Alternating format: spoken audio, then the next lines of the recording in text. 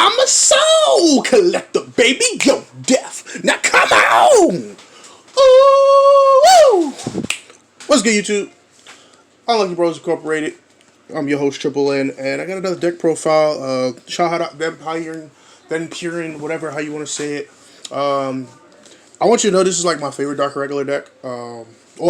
This is my favorite Dark Regular archetype. This is the Scharhrot because I had him in G as well.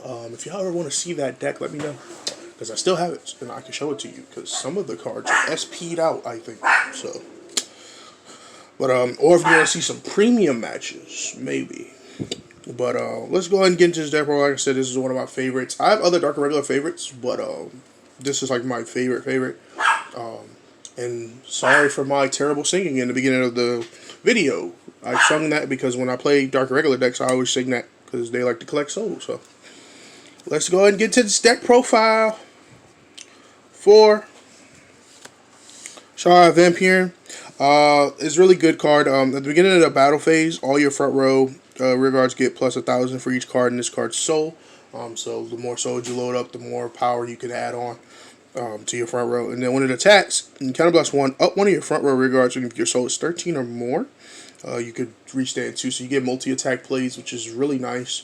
Put some pressure on your opponent, especially if you could get it early. Usually when I get to grade 3, I usually have 13 or more, so it works. On to the next grade 3, I play 4.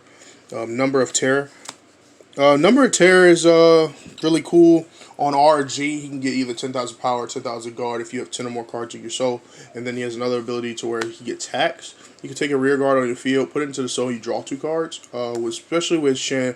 I like to call him Scharhrot. I'm just going to say Scharhrot. I know it's something else, but I'm going to call him Scharhrot. With Scharhrot, with his with him being able to restand units and stuff, you could really get your hand up if you really need to stop your opponent's aggressive play. So Number of Terror, play 4. Last grade 3 I play 2. Evil God, Bishop Gastille. Gastille is such a cool card. Like, it's really fun to play, but you only it's like a game finisher. It's like a game finisher. So like once you load up your soul with like 15 or more, then you go ahead and use them. So what he does is at the beginning of the battle phase, you can counterblast 1, draw a card, and your opponent chooses the following effects for every 5 cards in your soul. If you have 15, they have to choose 3. I've done it a couple times where I've gotten to 20 and they had to choose all, and usually that's literally like the end of the game. I played my friend Nino once with this deck because y'all know like Excel decks are really a lot on this deck. But I was damage denying him the whole game until like a few turns before the game finished, and I pushed him to like 5 damage, but I was able to stall like his last like assault, and I literally rode into this counterblast and I won the game that way. So this card right here could really save you. But its rest of the effects is all your front row, your opponent gets to choose from these 4 effects. All your front row gets critical +1 to the next turn. Your opponent's Vanguard power increase or decreases to 1 until the end of turn. All your opponent's auto abilities do not activate until the end of turn, and your opponent chooses a card from his or her hand and put it into her damage zone. So it's like this is literally just for the game finish, and they have to choose 3. They're always probably going to choose the auto ability thing, but the other 3 effects are going to be like the ones you really want them to go off. Usually the last one they don't let you do, so it's like unless they have like 4 damage or something. So it's really good all around. You could probably bump this up more. I only play the 2 because I feel like 2 is just where it needs to be. On to our grade 2s.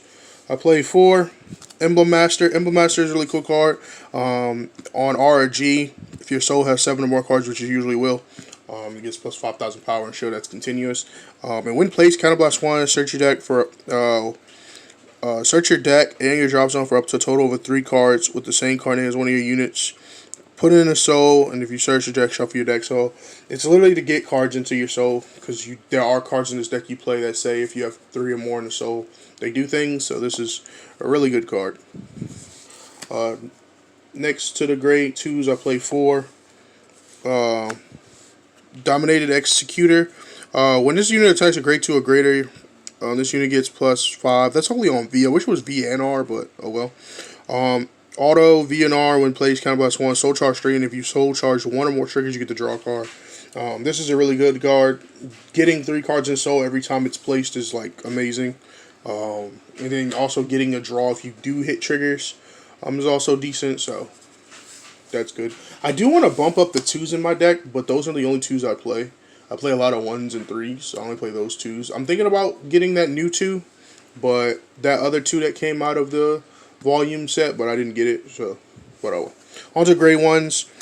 Valiant Killer Tail. Valiant Killer Tail is like the best setuper in the deck, because it can like continuously give you soul and counter charges if you play it right. Usually I'll play her behind the Vanguard grade 1 turn, and then on grade 2 turn I would usually ride in the Emblem Master to get the rest of her out of the deck and stuff. So like, this is a really good card. I wish it had protection effect. I wish it had an effect that says if you have the 3 in the soul it can't be retired or something.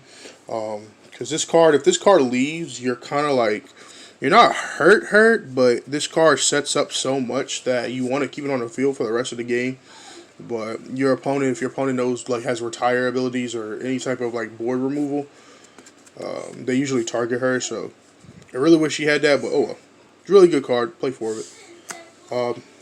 Next I play 4 Succubus of Pure Love. Just the grade 3 searcher, and she gets power if you soul charged. You could probably bump her down if you want. I play 4 because it's like you want to see your 3s. So really good. I play 4 of this new grade 1 Ironheart Assassin. I wanted to get the grade 2 that came along with him. I just didn't. But this card's really good. When an attacker moves, you may soul charge 1, and if your soul has 3 of him and the soul you counter charge. I play 4 of him because he's another counter charger. Just in case something happens to Killer Tail, you have another counter charger in the deck. You don't use too much counter blasts as the game goes on. Well, yes you do, because you have to use Vampir in every turn, and you use counter blasts, and like you want to have your counter charger so you can do your plays and stuff. So I play 4 of that as well, just for the counter charges and stuff. Sorry if you hear dogs. I have dogs. Last of the grade 1s, I played 3 Yellow Bolt. I had 4 of him in the deck, but the ride sometimes even when you play 4, you don't always see him in your hand. Riding him is really good because it gives you that soul. So you could probably bump her down. You probably could bump her down 1 and play 4 of this, but I play 3. I'm still working with numbers, but this is how I've been playing it recently, and I really enjoy playing it this way, because I haven't had a problem with it. The only times I have problems with it if I'm going against an Excel deck, which Excel decks are dumb usually. So like I said, I don't have no problem with it. But like I said, if you want to bump this up to 4, you can. It's a really, really good card, especially if you ride it, because it gets you when you ride, you get the soul charge 2, and then if you soul charge 1 or more triggers, you get to draw. So it's literally just like the other one. So it's only like the grade 2. So really good.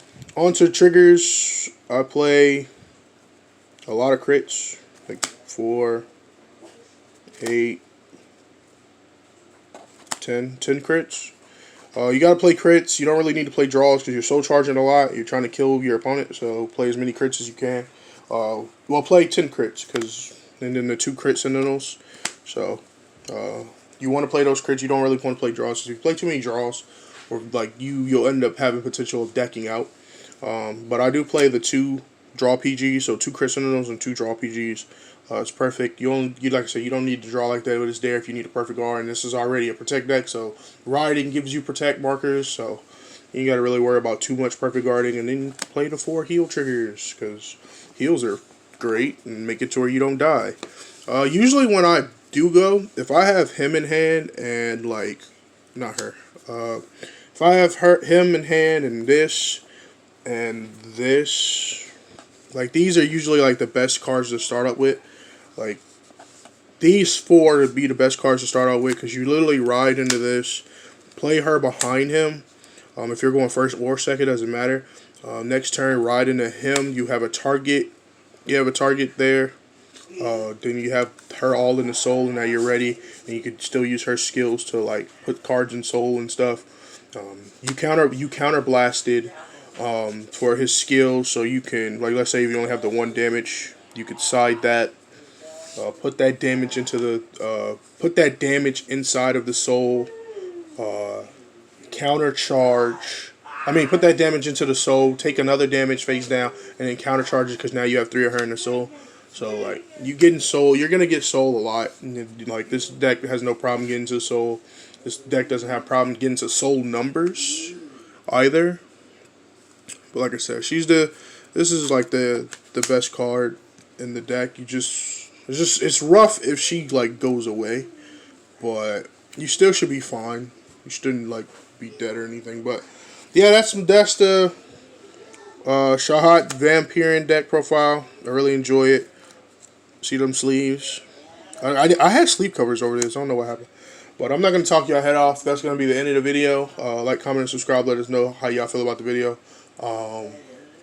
If you want to see some matches, more deck profiles, let us know. Tell us what y'all want to see. And that's going to be the end of my turn. Peace.